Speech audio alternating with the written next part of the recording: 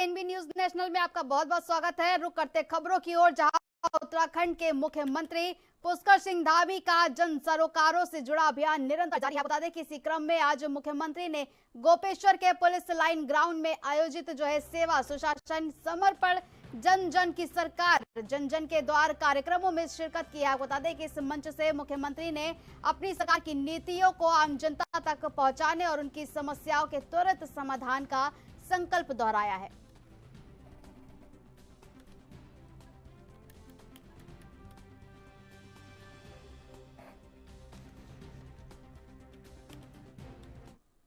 और इसी के साथ आपको बता दें कि मानसून के साथ साथ स्वास्थ्य और सुरक्षा को लेकर देहरादून जिला प्रशासन ने कमर कस ली है। जहां एक तरफ भारी बारिश के कारण सड़कों के बंद होने का खतरा बना हुआ है, वहीं दूसरी ओर डेंगू का बढ़ता प्रकोप प्रशासन के लिए चुनौती बना हुआ है। वहीं जिलाधिकारी डॉक्टर आशीष चौहान ने स्पष्ट किया है कि प्रशासन पूरी तरह अलर्ट मोड पर है। वहीं स्वास्थ्य विभाग के साथ समन्वय कर डेंगू के संभावित मामलों पर पैनी नजर रखी जा रही है। और इसके साथ ही आपको बता दें कि सर्विलांस को कई गुना बढ़ा दिया गया है। इसके अलावा आपको बता दें कि सड़कों पर यातायात बहाल रखने के लिए संवेदनशील क्षेत्रों में जेसीबी और अन्य भारी मशीनों को तैनात भी किया गया है। वहीं प्रशासन का स्पष्ट निर्देश भी है कि मानसून की चुनौतियों के बीच जनता को किसी भी प्रकार की असुविधा न हो।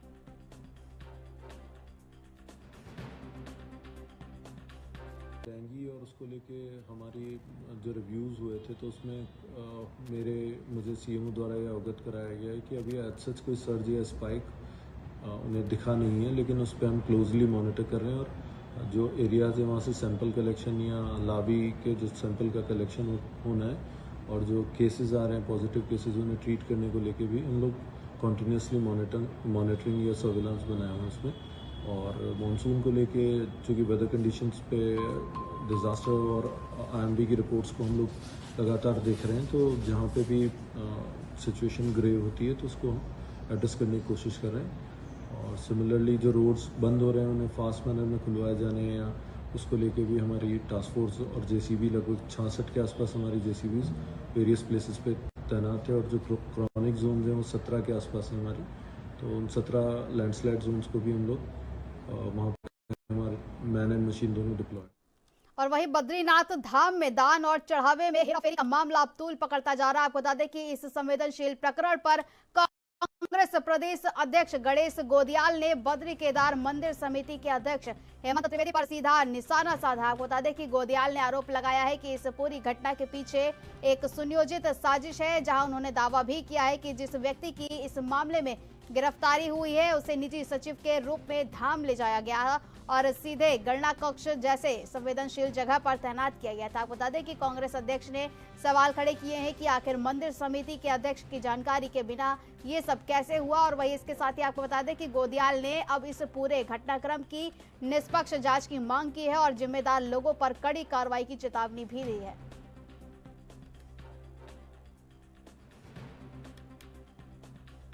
मंदिर समिति के अध्यक्ष उस व्यक्ति को अपने साथ निजी सहायक बनाकर वहां तक ले गए और चढ़ावे की गणना के काम में उसको लगाया गया।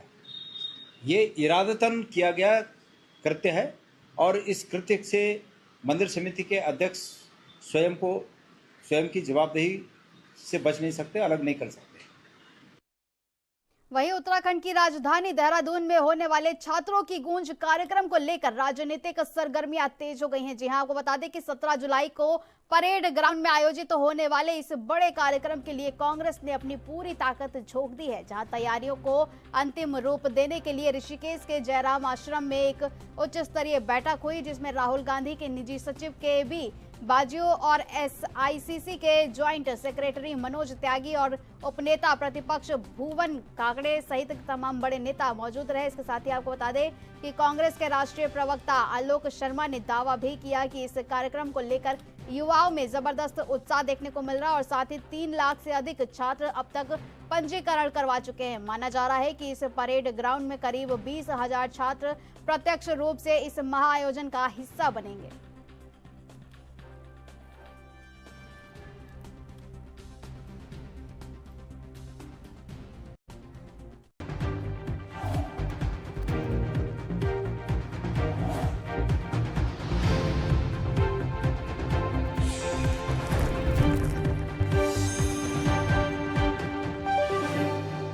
ब्रेक के बाद एक बार फिर से आप सभी दर्शकों का बहुत बहुत स्वागत है। बढ़ते खबरों की ओर, जहां उत्तराखंड के खेल परिदृश्य को नई ऊंचाइयों देने के उद्देश्य से खेल मंत्री रेखा आर्या ने बड़ी पहल की है। आपको बता दें कि विधानसभा स्थित अपने कार्यालय में खेल विभाग के अधिकारियों के साथ एक महत्वपूर्ण समीक्षा बैठक करते हुए मंत्री ने नई खेल नीति 2026 का खाका तैयार करने पर जोर दिया है। आपको बता दें कि मंत्री ने स्पष्ट किया है कि वर्तमान जरूरतों और बदलते खेल परिवेश को देखते हुए पुरानी नीति में बदलाव आवश्यक है। वहीं इस नीति को और आगे अधिक समावेशी बनाने के लिए सरकार ने अब जनता से सुझाव भी मांगे हैं।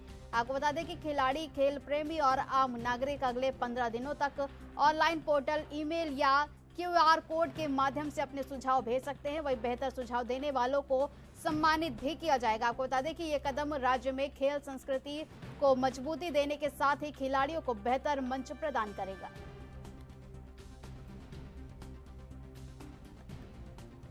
देखिए, आज उत्तराखंड की खेल पॉलिसी को लेकर चर्चा की गई है और खेल पॉलिसी जो हमारी 2021 की बनी हुई थी उसमें वो समय आ चुका है जब उस नीतियों का परीक्षण भी हुआ है, समीक्षा भी हुई है।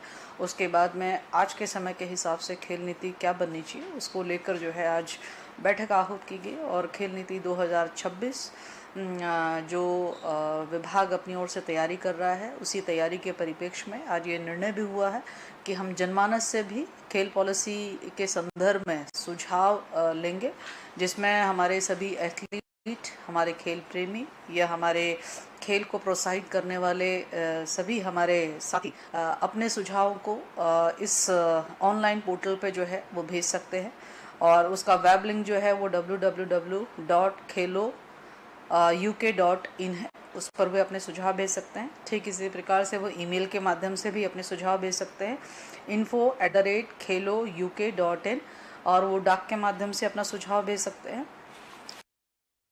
और वहीं आगामी विधानसभा चुनाव के शंखनाद के साथ ही भारतीय जनता पार्टी ने अपनी जमीनी बिसात बिछानी शुरू कर दी है। जी आपको बता दें कि भाजपा विधायक विनोद चमोली ने स्पष्ट किया है कि पार्टी की वास्तविक ताकत उसका बूथ स्तर का संगठन ही है। अब बता दें कि आपको चुनाव की तैयारियों को धार देने के लिए भाजपा ने कमर कस ली है। वही बूथ अध्यक्ष से लेकर पन्ना प्रमुख तक का हर एक कार्यकर्ता अब घर घर दस्तक देगा और जनता से सीधा संवाद स्थापित करेगा। आपको बता दें कि इस अभियान का मुख्य उद्देश्य केंद्र और राज्य सरकार की जन कल्याणकारी योजनाओं को अंतिम छोर पर बैठे व्यक्ति तक पहुंचाना है। हालांकि आपको बता दें कि चमोली के अनुसार संगठन को अभेद बनाने की ये कवायद कार्यकर्ताओं में नया जोश भरने का काम करेगी।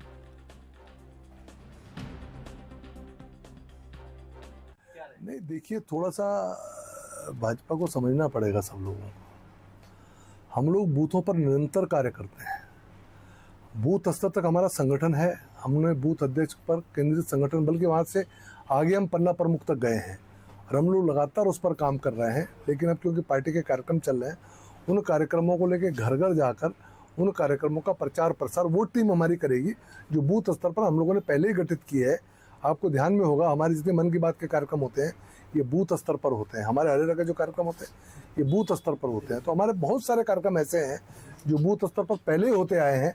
अब क्योंकि जैसे जैसे समय आगे बढ़ रहा है, पार्टी के कार्यक्रम आ रहे हैं, चुनाव भी नज़दीक आ रहा है, तो उन कार्यक्रमों को लेकर बूथों को सक्रिय करके और वो आम जन तक बूथ हमारे कार्यक्रम। और वही हरिद्वार में कांवड़ मेला 2026 की तैयारियां अब आपको बता दें कि अपने चरम पर है, जहां जिला प्रशासन और पुलिस विभाग ने सुरक्षा और व्यवस्था को लेकर कमर कस ली है। जहां जिलाधिकारी मयूर दीक्षित और वरिष्ठ पुलिस अधीक्षक नवनीत सिंह भुल्लर ने आज मेला क्षेत्र का स्थलीय निरीक्षण किया है और इसके साथ ही अधिकारियों ने प्रमुख कांवड़ मार्गों, पार्किंग स्थलों और बैरिकेटिंग की बारीकी से समीक्षा की है। वही बैठक में स्पष्ट निर्देश भी दिए गए हैं कि सभी निर्माण कार्य निर्धारित समय सीमा के भीतर और उच्च गुणवत्ता के साथ पूर्ण किए जाए। आपको बता दें कि श्रद्धालुओं की भारी भीड़ को देखते हुए यातायात प्रबंधन और सुरक्षा व्यवस्था को प्राथमिकता दी गई है। वहीं प्रशासन का मुख्य उद्देश्य लाखों शिव भक्तों की इस आस्था यात्रा को सुरक्षित, शांतिपूर्ण और व्यवस्थित ढंग से संपन्न कराना है। की तैयारियों को लेकर लगातार निरीक्षण किए जा रहे हैं। आज जो मुकोर मेला क्षेत्र है और साथ ही जो है संबंधित जो NH है उनका निरीक्षण किया गया है। सभी अधिकारियों के द्वारा मौके पर रहकर कार्य किया जा रहा है। जहाँ जहाँ पर भी अभी कमियां दिख रही हैं उनको बता दिया गया कि 25 कार्य पूर्ण कर लें। मुख्यतः जो हमारी पार्किंग्स हैं, जो हमारे हाईवेज़ हैं और साथ ही बिजली, पानी, टॉयलेट्स की व्यवस्था सुचारू रहे। जगह जगह कांवड़ यात्रियों की सहूलियत के लिए साइनेजेस भी लगाए जाएंगे और साथ ही ट्रैफिक प्लान को भी डिस्प्ले किया जाएगा। सोशल मीडिया के माध्यम से भी इसका प्रचार प्रसार किया जाएगा। सर, शौचालय और पानी की टंकियों के लिए एक जगह को चिन्हित भी किया गया, कहाँ पे यहाँ पे स्थान दिए जाएंगे? देखिए, शौचालय को पिछली बार से भी ज़्यादा नंबर पे हम लगाएंगे और साथ ही उनका लगातार सफाई हो और शौचालय में पानी की व्यवस्था रहे, इसके लिए ड्यूटी लगा दी गई है। साथ ही शौचालय के साथ साथ पीने के पानी की व्यवस्था और जहाँ पर कांवड़ यात्री रुकते हैं भंडारे में या चौराहे या जगहों पर, वहाँ पर सफिशिएंट लाइट की व्यवस्था रहे, उस सभी का ध्यान दिया जा रहा है। झाड़ी कटान का कार्य ऑलरेडी हमारा चल रहा है, पैच वर्क का कार्य भी चल रहा है। चूँकि भी मानसून भी है और साथ ही कुंभ मेले के भी कार्य चल रहे हैं, तो उसके साथ समन्वय स्थापित करते हुए हमारे कार्य भी गति में है। 30 जुलाई हमें जो हाइट को लेकर जो रेस्ट्रिक्शंस होते हैं उसके लिए एक समन्वय बैठक हमारी 17 तारीख को CCR में मुख्य सचिव महोदय की अध्यक्षता में होगी। सभी राज्य के उसमें ऑफिसर्स आएंगे और उनके साथ बैठकर एक फाइनल रूपरेखा उसकी निर्धारित की जाएगी। ठीक है। तो जैसे आज हमने हिल बाईपास होते हुए सप्तऋषि, भूपतवाला, लालजीवाला, रोड़ी, बेलवाला 4.2 और इसके अलावा कांवड़ पटरी है, इसका निरीक्षण जो है आज चल रहा है। तो इसमें माइन्यूट डिटेल्स जो छोटी जो चीज़ें हैं वहाँ के पुलिस अफसर हैं उनको साथ में लेके संबंधित जो अधिकारी हैं उनको साथ साथ दिशा निर्देश दिए जा रहे हैं कि, और प्रयास ये है कि 20 तारीख तक हरिद्वार पुलिस और प्रशासन पूरी तरह गियर अप हो सके कांवड़ मेले को लेकर। लेकिन सर, जिस तरह से यस, उनको सबको बताया गया है और ये बोला गया है कि 20 तारीख तक सब लोग वाइंड अप कर लें। और अब जो है क्योंकि समय काफ़ी कम बचा है तो अब कोई नए गड्ढे या निर्माण अभी ना करें फ़िलहाल, और ऐसे निर्देश सबको दिए गए हैं। जो ऑलरेडी जो काम हुआ है उसमें पैच वर्क या उसमें ब्लैक टॉप लेइंग उसकी रूट। फिलहाल वक्त तो चला छोटे से ब्रेक का, लेकिन खबरों का सिलसिला यूं ही जारी रहेगा।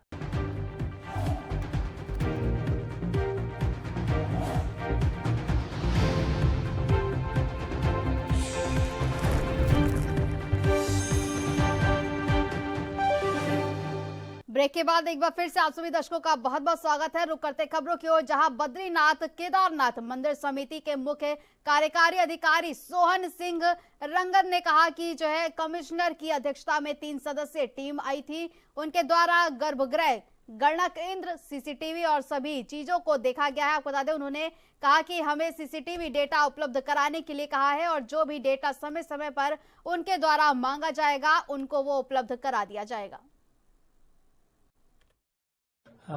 कल कमिश्नर साहब की अध्यक्षता में जो 3 सदस्यीय टीमें आई थी, तो उनके द्वारा गर्भगृह हो, चाहे हमारा गणना केंद्र हो, चाहे CCTV हो या सराउंडिंग और सारी चीजें हैं, वो सारा देखा उन्होंने। कम से कम 2-3 घंटे तक यहाँ पे रहे और उन्होंने मौके पे जहाँ पे कंफ्यूजन भी हुआ वहाँ पे उनके द्वारा पूछा भी गया है जिन जिन बातों के बारे में, और CCTV के बारे में उन्होंने हमें डाटा उपलब्ध कराने के लिए कहा है और कुछ डाटा और जो मंदिर समिति से संबंधित है, तो जो भी डाटा है उनकी तरफ से SDM साहब और CO को भी यहाँ डाटा देने के लिए कहा गया है। तो जो भी डाटा समय समय पे उनके द्वारा मांगा जाएगा उनको उपलब्ध करा दिया जाएगा। सर, अभी तक क्या कुछ आप लोगों ने जो है डेटा के संबंध में, चाहे SIT हो चाहे पुलिस हो, क्या कुछ सौंपा है? क्या आप लोगों की इंटरनल रिपोर्ट अभी तक SIT को पहुंची है या नहीं पहुंची? जो हमारी जो पुलिस के द्वारा बीच में 4-5 पत्र हमें प्राप्त हुए थे, तो लगभग हमने उनके सारे पत्रों का जो भी उन्होंने मांगा है, अलग अलग पत्र में अलग अलग डाटा था। कुछ प्रमोद नौटियाल के बारे में डाटा था, कुछ विगत। और इसी के साथ आपको बता दें कि उत्तराखंड में 2027 के विधानसभा चुनाव की सरगर्मियों के बीच कांग्रेस नेत्री सोनिया आनंद रावत ने मसूरी में विकास कार्यों की कमी और आपदा प्रबंधन में विफलता को लेकर कैबिनेट मंत्री गणेश जोशी व भाजपा सरकार को घेरा है। आपको बता दें कि रावत ने आरोप लगाया है कि क्षेत्र में मूलभूत सुविधाओं का अभाव है और महत्वपूर्ण जमीनों की बिक्री चिंता का विषय बनी हुई है, जिसके चलते कांग्रेस आगामी चुनाव में इन मुद्दों को लेकर मजबूती से मैदान में उतरने की लिए पूरी तैयार है।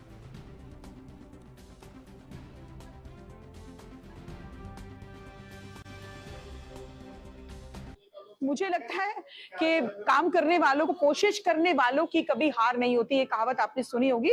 और निश्चित रूप से आप देखिएगा कि मुझे नहीं लगता कि कोई प्रतिद्वंदी हमारे सामने कोई खड़ा हो पाएगा, क्योंकि जमीन पर जो लोग हैं बीजेपी से बहुत नाराज हैं। और अगर ये गणेश जोशी जी या शक्तिमान जी ये कहें कि सीट उनकी है, तो बिल्कुल नहीं है। ये बीजेपी की सीट थी, मानती हूं मैं, लेकिन आज कहीं ना कहीं बीजेपी की कथनी और करनी में जो अंतर जो दिखाई दे रहा है वो सामने है, सबके सामने है। और जनता मुझे बहुत प्यार दे रही है, जनता का बहुत आशीर्वाद मुझे मिल रहा है। मैं जनता के बीच में हूँ और 2022 में भी मैंने टिकट के लिए पूरी कोशिश की थी। कोरोना काल से लेकर के मैं आज तक उसी विधानसभा में काम कर रही हूँ, मुझे बहुत सहयोग मिल रहा है। और शक्तिमान जी का कहीं ना कहीं मुझे डर भी दिखाई देता है अपने को लेकर के, कि जहां मैं पहुंचती हूँ शक्तिमान जी अगले दिन वहीं पहुंच जाते हैं। तो मेरे लिए बड़े गर्व की बात है कि आज जनता मेरे साथ जुड़ रही है।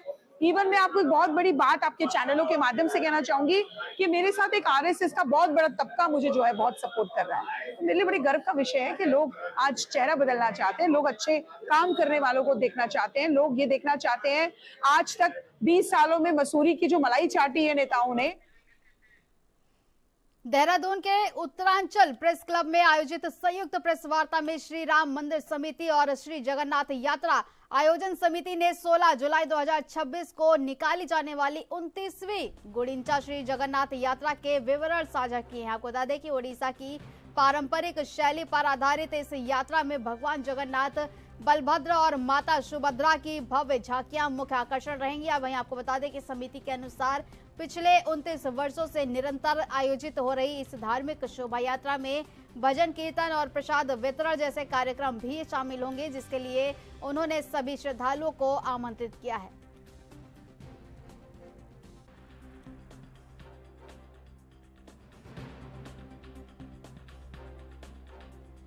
ये जो श्री जगन्नाथ की रथ यात्रा बहुत पुराना है, सप्तादी से पहले का है। ये वेद पुराण, उपनिषद, स्कंद पुराण, ब्रह्म पुराण, पद्म पुराण, शास्त्र, रामायण, महाभारत सब में ये लिखित है। ये जो रथ यात्रा होगा या ना श्री गुंडीचा रथ यात्रा, शोभा यात्रा नहीं है। ये 29वां रथ यात्रा श्री राम मंदिर दीपलो कलोन से हो रहा है। ये सनातन धर्म को वर्धित करने के लिए, सदा इसके प्रचार प्रसार के लिए, कलयुग का श्रेष्ठ भगवान जगत के नाथ जगन्नाथ संस्कृति के प्रचार प्रसार के लिए, ये दयालु भगवान सबके हृदय में आने के लिए ये रथ यात्रा का किया जाता है, संचालित होता है। ये रथ यात्रा राम मंदिर। और इसी के साथ चलते एक छोटे से ब्रेक पर, लेकिन खबरों का सिलसिला यूं ही जारी रहेगा।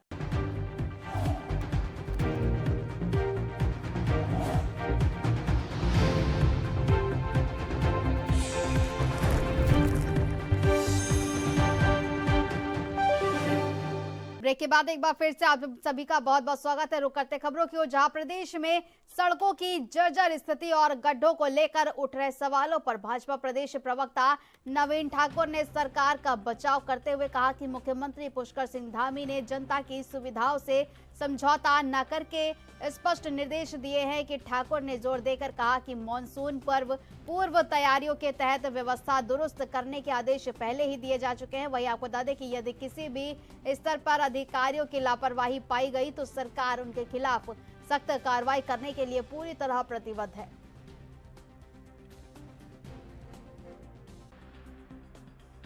देखिए, डरना पड़ेगा। अधिकारियों का काम जो है जनता की सेवा करना है और मुख्यमंत्री ने सख्त निर्देश दिए हैं, किसी भी प्रकार की हिलावाली बर्दाश्त नहीं की जाएगी। बरसात से पहले मुख्यमंत्री ने प्रमुख अधिकारियों के साथ बैठकर, उनमें पीडब्ल्यूडी सचिव भी थे, स्पष्ट कहा था कि सड़कों का, नालों का रख रखाव उचित तरीके से हो ताकि बरसात में दिक्कत ना हो। और संबंधित क्षेत्र के अधिकारी अगर कहीं लापरवाही बरती गई और लापरवाही उनके काम में पाएगी तो निश्चित तौर पर उन पर जो है सरकार कार्रवाई करेगी। और ये भाजपा की सरकार है, यहाँ पर जो है किसी भी प्रकार की लापरवाही बर्दाश्त नहीं की जाएगी। और वहीं देहरादून प्रेस क्लब में आयोजित पत्रकार वार्ता में कांग्रेस प्रदेश अध्यक्ष गणेश गोदियाल ने बीकेटीसी अध्यक्ष हेमंत त्रिवेदी के आरोपों को सिरे से खारिज करते हुए उन्हें निराधार बताया है। जी हां, आपको बता दें, गोदियाल ने चर्चा के लिए आमंत्रित किए गए त्रिवेदी के न आने पर खाली कुर्सी रखकर प्रतीकात्मक विरोध दर्ज कराया और आरोप लगाया कि ये बयान बद्रीनाथ चंदा चोरी मामले से ध्यान भटकाने की साजिश है। वहीं आपको बता दें, उन्होंने पूरे प्रकरण की निष्पक्ष जांच और दोषी पाए जाने पर सख्त कानूनी कार्रवाई की पुरजोर मांग भी की है।